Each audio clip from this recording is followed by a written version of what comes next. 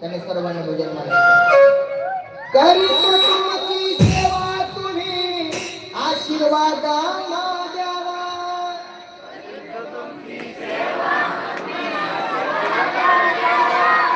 चंदन फूल माझ्या बाबाला वाहिन.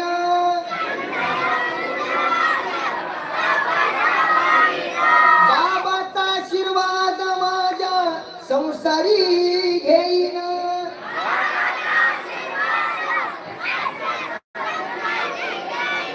करीतो तुमची सेवा बाबा आशीर्वाद तुम्ही द्यावा.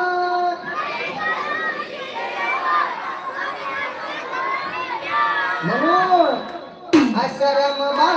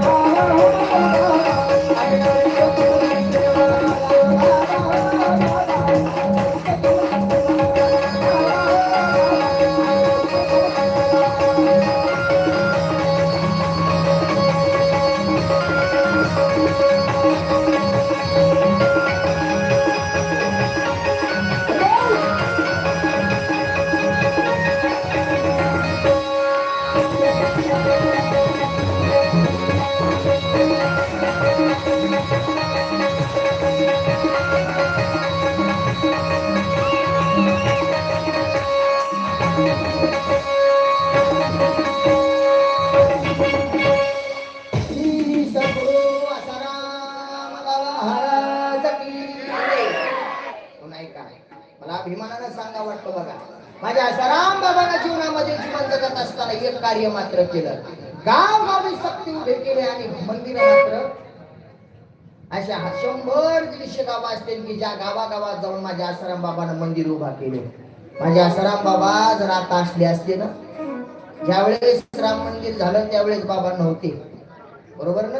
त्यावेळेस जर बाबा असते ना तर नक्कीच एवढ्या मंदिराचा जीर्णोद्धार केला म्हणून माझ्या बाबाचं स्वागत अयोध्येच्या राम मंदिरात सुद्धा झालं असतं.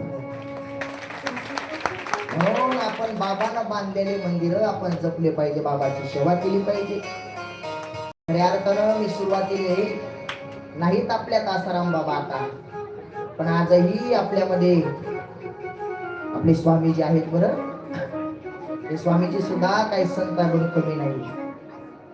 म्हणून त्या स्वामीची सेवा करणारे भजने आम्ही भाग्यवान समजतो की आम्हाला 7 दिवस श्री सद्गुरु स्वामींच्या चरणी ही सेवा करायला, त्यांच्या जवळ राहायला मिळतं. आमच्यापेक्षा तुम्ही किती भाग्यवान आहेत की तुम्हाला आयुष्यभर त्यांच्या सानिध्यात राहायला मिळतं. म्हणून त्यांचा प्रसाद घ्यावा, सर्वांनी त्यांची गीता पाठ करावी आणि त्यांचं आशीर्वाद मात्र घ्यावा. बरं, संत गेल्याच्या नंतर संताची किंमत कळत असते. रामप्रभू आता समोर शृंगवेरपूर मध्ये आले. तिथला राजा गोहोक, आता थोडस लक्ष देऊ नाही का, पिळदार शरीर होतं त्याचं. असा गोहोक राजाला कळालं की रामप्रभू आपल्या या वनामध्ये, आपल्या या शृंगवेरपूरच्या येशीवरती आले, गावाजवळ आले. धावत तो गेला आणि गेल्याच्या नंतर स्वागत करू लागला.